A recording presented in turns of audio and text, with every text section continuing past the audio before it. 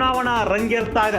ಈಗಾಗಲೇ ಬಿಜೆಪಿಯಲ್ಲಿ ಹಲವು ಸಂಸದರಿಗೆ ಟಿಕೆಟ್ ಡೌಟು ಅನ್ನೋ ಒಂದು ಚರ್ಚೆ ಒಂದ್ ಕಡೆ ಆದ್ರೆ, ಕೊಪ್ಪಳ ಲೋಕಸಭಾ ಕ್ಷೇತ್ರಕ್ಕೆ ಬಿಜೆಪಿಯ ಹೊಸ ಮುಖ ಬರಬಹುದು ಅನ್ನೋ ಒಂದು ಚರ್ಚೆ ಜೋರಾಗಿ ನಡೀತಾ ಇದೆ.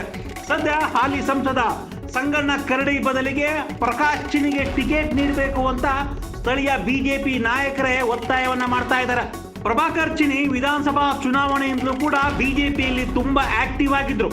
ವಿಶೇಷವಾಗಿ ಕುಷ್ಟಗಿ ವಿಧಾನಸಭಾ ಕ್ಷೇತ್ರದಲ್ಲಿ ಬಿಜೆಪಿಯ ಅಭ್ಯರ್ಥಿಯಾಗಿದ್ದಂತಹ ದೊಡ್ಡನಗೌಡ ಪಾಟೀಲ್ ಅವರ ಗೆಲುವಿಗೆ ತುಂಬಾ ಶ್ರಮವನ್ನ ವಹಿಸಿದ್ರು.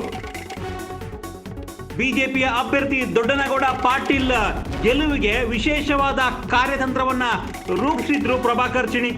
ಈ ಹಿಂದೆ ಪ್ರಭಾಕರ್ ಚಿನಿ ಅವರು ಸಣ್ಣ ನೀರಾವರಿ ಇಲಾಖೆಯ ಪ್ರಧಾನ ಇಂಜಿನಿಯರ್ ಆಗಿದ್ರು.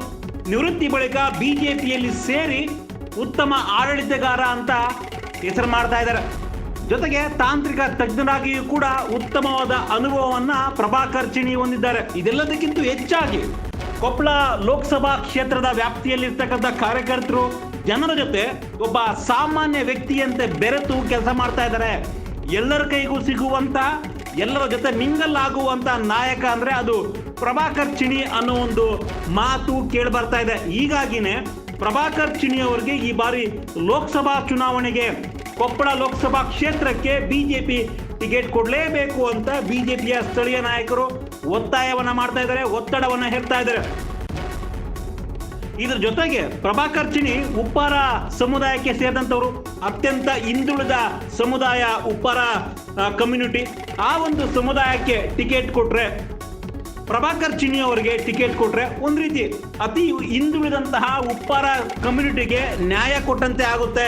ಹೀಗಾಗಿ ಉಪ್ಪಾರ ಸಮುದಾಯದ ಪ್ರಭಾಕರ್ ಚಿನಿಗೆ ಈ ಬಾರಿ ಕೊಪ್ಪಳ ಲೋಕಸಭಾ ಕ್ಷೇತ್ರಕ್ಕೆ ಟಿಕೆಟ್ ಕೊಡಬೇಕು ಅಂತ ಬಿಜೆಪಿಯ ನಾಯಕರು, ಸ್ಥಳೀಯ ಕಾರ್ಯಕರ್ತರು ಕೂಡ ಈಗಾಗಲೇ ಒತ್ತಾಯವನ್ನ ಮಾಡ್ತಾ ಇದ್ದಾರೆ.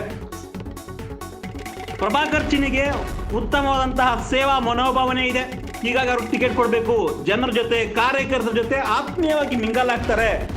ಬಿಜೆಪಿಯ ವರಿಷ್ಠರ ಜೊತೆ ಕೂಡ ಈಗಾಗಲೇ ಒಂದು ಹಂತದ ಚರ್ಚೆ ಆಗಿದೆ ಅನ್ನೋ ಒಂದು ಲೆಕ್ಕಾಚಾರ.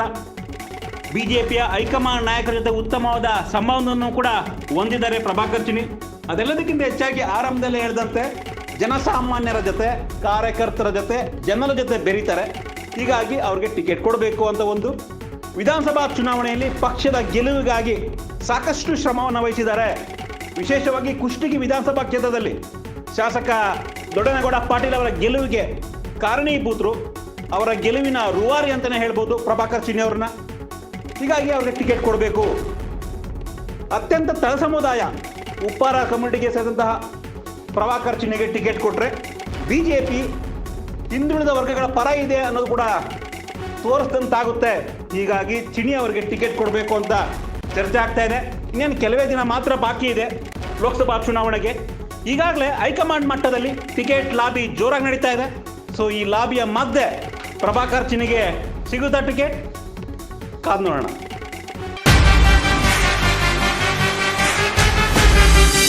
ಜನಸಾಮಾನ್ಯರ ಮಾತೆ ನಮ್ಮ ಮಾತು.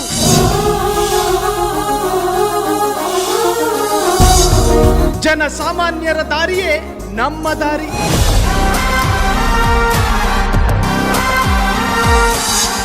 ಜನಸಾಮಾನ್ಯರ ಹಿತಾಸಕ್ತಿಯೇ ನಮ್ಮ ಶಕ್ತಿ.